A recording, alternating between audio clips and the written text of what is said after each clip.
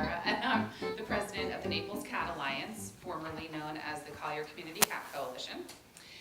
We just recently changed our name. So we're going to start talking about what is TNR. TNR stands for Trap, Neuter, Return, as you are familiar with, where you're basically going out, trapping the cats, getting them spayed or neutered, rabies vaccinated, and microchipped, and then returned to where you caught them. That is the perfect situation, if you can return them to where you caught them. We do take out the kittens and the friendly cats and try and get them adopted. We try not to put them back into the colonies. But TNR is the most humane way, and now, Gwen, you said it's pretty standard, the most acceptable way in the US of trying to stop the overpopulation of cats, because we all know they reproduce at an alarming rate. We've been pretty successful. As far as today, we've trapped a little over 3,000 cats in a 2.5-year period. The estimate that Amanda Townsend gave me is that there's 57,000 free roaming cats in Naples. So we have a lot of work to do still, unfortunately, but we're making a big dent because in the past 2 years there's been a 21% decrease in feral cat intake in domestic animal services. So at least we're seeing some results. I have a little handout here about the ABCs of Tnr, and it just basically tells how it developed coming from Europe, United Kingdom, and Africa. And just basically a little outline is what it is, which we all kind of know, so we will move forward with that. We get a lot of calls from people, the general public, saying, there's a stray cat that showed up at my front door in my backyard, what do I do with it? We suggest, if it's friendly and they can handle it, that you take it to a vet and get it scanned for a microchip to see if it belongs to someone. If that isn't a possibility, then we suggest trapping. So Gwen and I are going to show different types of traps and how to go about setting them and how to handle the trap safely so you do not get hurt in the process. This is a hat-heart trap. This is my favorite kind of trap. It kind of works on a little balancing act here. There's 2 O-rings that you pull up, and then there's a little lever here that you just pull out, and you literally balance it like that. We use newspaper to put into the bottom of the trap because the cats generally don't like the wire. I don't use a lot because it can prohibit the plate from coming down. If it's very windy, we use rocks to weight it down because so many times I set out traps and the wind starts blowing, the newspaper's going everywhere, and then the cat won't go near the trap. So that end gets set up, your back end over here comes up, and then you put your food in it. Some people use little dishes. Never use the can because the rim of the can can cut the cat on its mouth. I prefer to use the newspaper, just put it directly on the newspaper. That way, if the cat gets in and starts thrashing and rolling around, it doesn't get hurt by any of the balls or anything that are inside the trap. Then what happens is we use mackerel, tuna fish, sardines, anything stinky and that's going to make them just go crazy. Just put a little bit in the back. The other trick we use a lot is catnip. We put it all around the front, inside. Don't put too much out front because I've had cats that get so high off the catnip that they forget about the food in the trap and they just roll around like lunatics in front of it the entire time and then walk away. So they don't get the munchies. Yeah, no, you would think they would get the munchies and go in the trap. But so I just put a little bit out here and then I kind of sprinkle it all the way to the back. And then they walk in, and when their little paws hit this little lever right here, the trap shuts.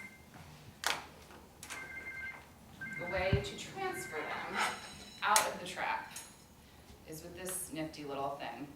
And you basically walk them down. You can go in this way, sideway, or this way. And you walk them down. You keep pushing them back pushing them back until they have nowhere to go and they have to go into the carrier, or if you're putting them into something else. But this is a great handy little device. Once the cat is in the trap, you've set the trap, it's ready to go, you're off in the corner waiting. As soon as the cat gets in, I run over with the blanket, towel, whatever you have to throw over. It immediately calms them down. When you pick up the trap, make sure you are holding it out, because they can stick their little paws out and whack you. So you want to make sure that it's a good safe distance away from you. Before you put it in your car, I would greatly suggest you get a thick blanket, garbage bags, newspaper, whatever you have, because either the mackerel is going to fall out, or they could spray, they could defecate, you know, I mean, I have a new car and it's trashed already. If you catch something other than a cat, primarily raccoons, possums, those kind of things end up in the trap. The way to release them is to put the opening in front of you, which actually for this trap it would be what we consider the back end. You want to stand over the trap, leg on each side, reach around like this, and pull up. And whatever it is going to shoot out in that direction. You don't want to be standing next to it, you don't want to be like this, you know. You want to make it so that you're kind of back in this area, straddling the trap. When you are TNRing, you leave the cat in the trap the night before. We usually trap the night before because cats are more active at dusk and at nighttime. And then we put them in a garage, a lanai, something like that. Never leave it outside because other animals can come along and poke and prod and get in fights through the trap. In the morning, they go to the clinic. They spend the night at the clinic, and the next day we pick them up. If it's a male, we release them right away. The releasing is the same way as if you were releasing a possum, a raccoon, whatever. You want to stand over it, release. Make sure the end that he comes out of, where you're releasing, is pointing away from the street, because they sometimes, like a bat out of hell, out of there. So you want to make sure they're not going to run into traffic or into a parking lot or any place that they're going to get hurt. The other thing you want to do is when you set up your trap, make sure that it's in a spot where there's like an overhang or a tree. So if you're leaving your trap for any length of time and it starts to rain, that there's some protection. I prefer not to leave the trap because I get nervous that A, someone's going to take it and it's like $100. B, an animal's going to come along and mess with the cat in the trap. Or C, the worst case scenario, a human is going to come along and do something terrible to the cat. Or release it. We've had that happen before. This is called a J-hook trap. And these are great also, but they tend to slam shut with a little more force than the brown traps. These come up like this, and there's a little hook right here, and that's what triggers the plate in here. Same exact setup, except with these, you have to kind of reach in, put your food, or does this one open on the end? Oh, it does, okay. Normally they don't. So with that, I get the newspaper set up before with the food on it and, you know, slide it down. So then the cat comes along, same thing, it hits the plate and boom, it shuts. You want to make sure that your food is really in the back of the trap.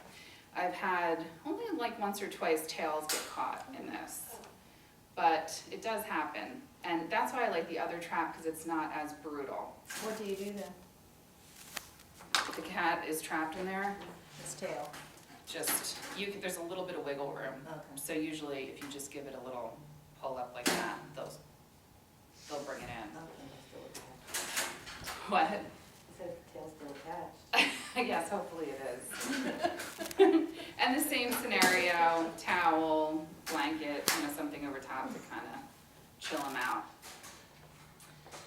The drop trap is this it's like the old timey, you know, Bugs Bunny Roadrunner setup. And this is great for litters, for large, like also for like the last cat in the colony. You've trapped everybody else, and this guy has seen everyone else go into the traps, and they're not going in. They're like, no way, I'm not going in that thing. So we use this. Normally this would be like a pole, a PVC pipe with a large amount of string wrapped around it. So you put it up like this, you put your plate of food way in the back, in the middle, and then you let out the cord and hide, and you wait for them to go under. And then as soon as the cats that you want are under there, you yank it. And the trap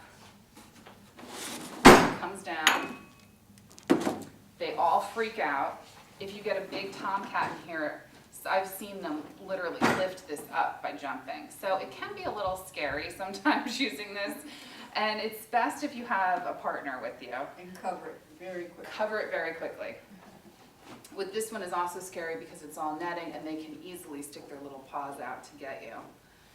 Then what happens once you have, kind of ground trap.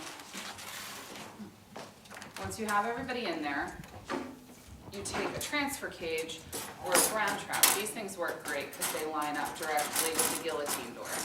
You put it up tight there, you lift up the guillotine door. Sometimes they run right in because they're so freaked out. And other times you are taking sticks or whatever you can find laying around and kind of guiding them towards the door. Or a little spray bottle of water. Another good thing is to cover this transfer cage as well because it's dark and they think it's safe in there, so they'll run in. And then once they're in, you're good. Is that why you cover the big trap itself, to Yeah. calm them down? To calm them down. Because whatever, if they see any light, they'll try to get out. Say if you don't have this little section covered, they'll try to come out this section. And then when you cover this also, leave this end open because they'll see light and they'll head right in here because they think that's the way out. Any questions so far about anything? Would anyone like to come up and try any of the traps? We have a cat in Go get Archimedes. See if he fits in there. All right, good. Absolutely. Just lift these two rings. And then pull that door up. Okay, and push that. No, wait, push it. There you go. There you go, perfect. Oh, and it just pops it up all as it Yeah. is. Right here. And then Yeah, that's connected you to that put your bar. food right here. And then you just push it down. No, they They do. do. Right. When they walk in, Right. they'll And step then on they'll- that and. Make sure your food is as far back as you can. I've had some cats come in here and they eat across, And don't actually step yeah, on and it? they don't step on Oh, it. that's funny. This one's They're nice clever. and wide though. It's not Yeah. like you Mhm. step over that. And they can't push that up? Well, We have safety locks. I always put a safety lock here and here Okay. because. Once they're in. Yeah, once they're in. Okay. It's a good idea to put a strap here just for, say, because you're transporting, say, in the car. This happened to me once. Turned over and these rings went up. In the car. In the car. And what happened? Got out with the trunk. I lifted the trunk up, shot out. Oh, so you didn't know until you opened the trunk? Right, I didn't I know. see. It was, it was loose. you learn, by doing. So, Trapping is sometimes, people are scared to do it a lot of times. But once you do it once, you're hooked.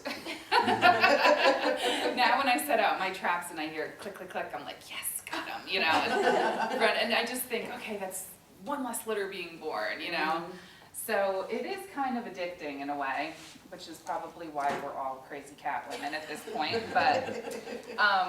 But this is definitely my favorite. This is my go-to when I have problem cats.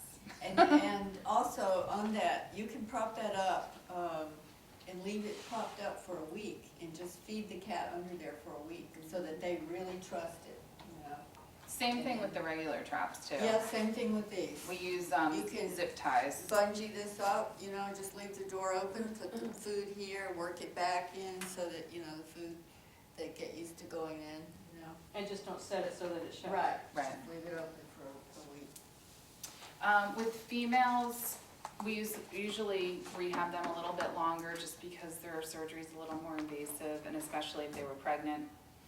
And then if they're not totally crazed, I will transfer them into a cage and let them hang out in the cage for a night or two until they're feeling better. Some cats, some even males, I've held on to for a couple days just because they weren't coming out of anesthesia that great. And, you know, I mean, for one male I had, he seemed perfectly fine. He went through the neuter, he came out, he looked a little and I kept him for an extra day, and I'm glad I did because it turned out he was FeLuke positive and FIV positive, and he was crashing like big time. So we actually were able to save him, and he went to Bridget's Crossing. But, you know, you want to keep an eye on them, keep looking at them, make sure they're okay. Once they eat and I see that they're active, then it's like, okay, go. One of the last males I trapped, I let him go, and he turned around and looked at me like, what the heck was that? And I've never seen him again, and I was feeding him every day, and I'm so mad. But and that does happen occasionally, because we do find that a lot of the feeders of the feral colonies are scared to trap because they don't want the cats to be mad at them or hold grudges or anything else. So we try and tell them that really doesn't happen, they forget about it, but occasionally you do get one that just won't let it go. Which brings us to colony management. Can I ask one question about yeah, sure. the traps? Can you just buy those at like a pet store or something? You can get these online. Online, okay. That kind you can buy at a hardware store. Yeah. Okay. I just got traps for $25 at Tractor Supply. Oh, okay. And I they bought are my the dog J right there, hooks. so that's, I go there often. Cheap, Yeah, it was good. They were on sale, and it actually came with like a little trap inside, which some people use for kittens. Mhm.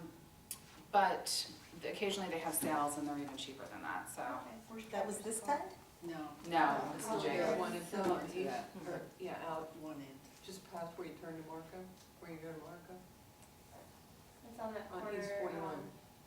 of Collier and US 41. Yeah. Yeah, if you I'm cross trying to over place it, I 951. It's Yeah, like where right the behind intersection is at Yeah. 951 and Yeah. 41. It's fun, I just. Oh, just yeah. past, okay, okay. Yeah, Those beside new the buildings. CVS. Yeah. Okay. Right from the other. I was thinking Marco's like Supply or something. Megan, question on trap, why are you using netting instead of something like hardware cloth or fencing? The homemade ones do have the hardware, the plastic harder stuff, the homemade ones do. Okay. But these collapse, which is why they're so. Oh, okay, Yeah. that sets it. Yeah, see this, Wow. This comes this out. you can carry it easily, folds up. And then you carry it like this. Oh, that's portable. How cool is that? It's a little bit on the heavy side, but it's great because you can fit it right in the back of your car. We do have one homemade one, but you have to have an SUV to get it, you know, to carry it from one location. Does it have to be that big? Yeah, for a large male, yeah. In fact, this is a little small for a large Really? male, yeah. Yeah, and plus if you're trying to get a whole group and like 5 kittens, you know, and then, didn't you recently put kittens under the drop trap? Somebody did that recently. They were trying to get the mom. They had gotten the kittens. So they put the kittens in a small little cage, put it under the drop trap so the kitten would be like, you know, As bait. as bait, and then you lure the mommies in. I know. You do what you have to do.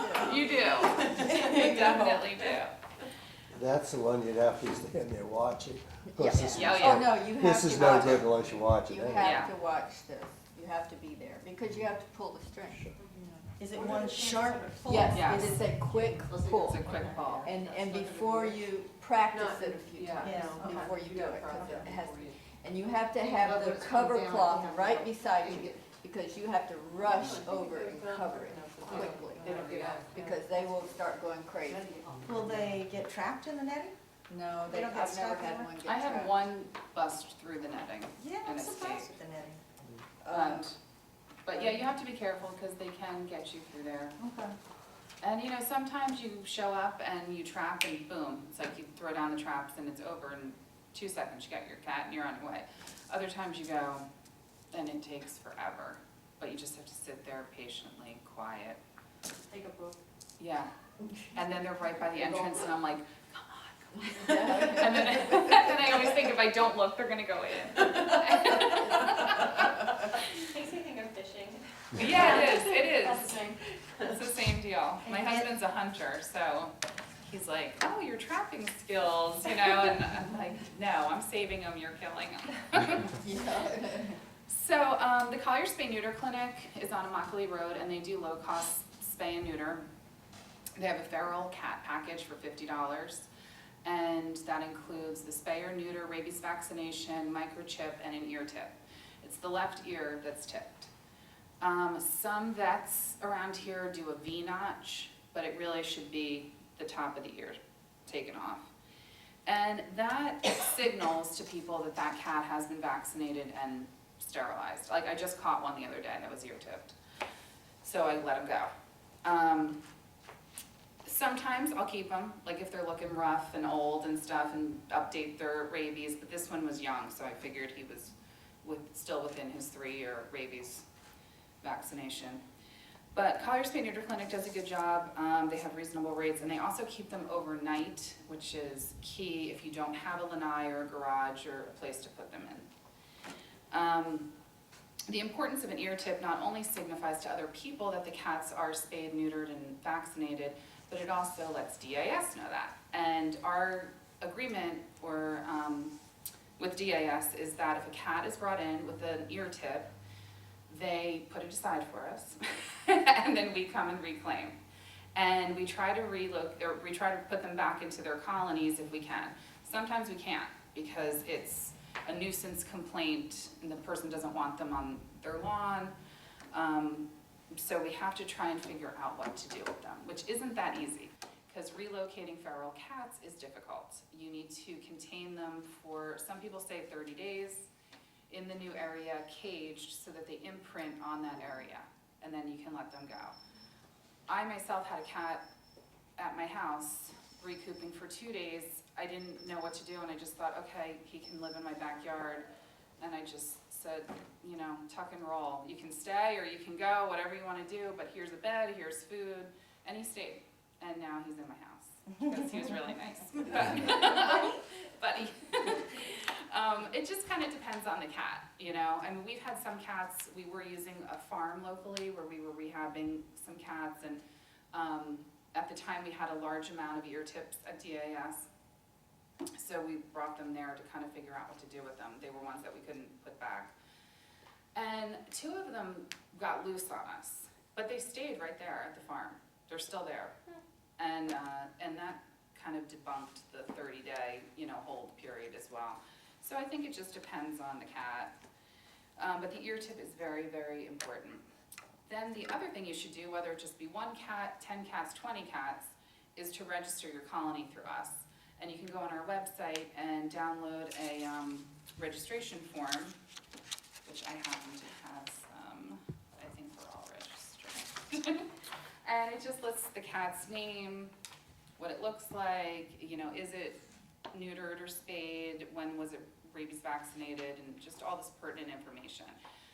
Because if a cat gets picked up on a street that we don't know if there's a colony there, we can go through our database and figure out what's near there, what colonies are near there. We contact the feeders and find out if they're missing a cat, and then, you know, we can bring them back to their colony. Colony management is basically making sure that all of your cats are spayed and neutered. If a new cat shows up on the scene, that you're quick to trap. If you're a feeder and you don't want to trap, you get in touch with one of the trappers, Gwen, myself, Annika, and we will do it for you because that's the last thing we want is more kittens. The other thing is you're feeding them every day, and that does get to be costly and time consuming, as we all know, but it's part of the deal. I do suggest when feeding, you get maybe like some pie dishes are good to use, or just like a large cake pan or something to put water in, and then you put the dish of food inside the water. This creates a barrier around it so the ants can't get in. You can also put Vaseline around the outside lip, which also deters ants from getting into the food. And that's basically it on colony management. You're just feeding every day and making sure everybody's neutered and spayed and making sure everybody looks good. We just brought a cat in to Dr. Cohen's from a colony because his leg was swollen. So you just kind of keep an eye on things. And luckily that cat was handleable because he weighed about 22 pounds. And he got attacked by, there was a new cat that showed up near the colony recently that's unneutered and attacked this cat. So he had bites like all over him and everything. But so you just kind of, you manage your colony. You make sure everybody looks good. I give Capstar to mine like once a month just to knock the fleas off because I can't touch them, so I can't get any topical on them. But at least it kind of gives them a fighting chance. In a meatball or something? What? You put it in a meatball or something? I put it in a treat or in a pill pocket. Okay. And the same with dewormer. We will deworm our colonies on occasion too. If they're looking thin, we'll give them some Strongid. If there's a lot of fleas, then we'll deworm them for tapeworm. And that is basically it. Any questions? No? Okay. Thank you.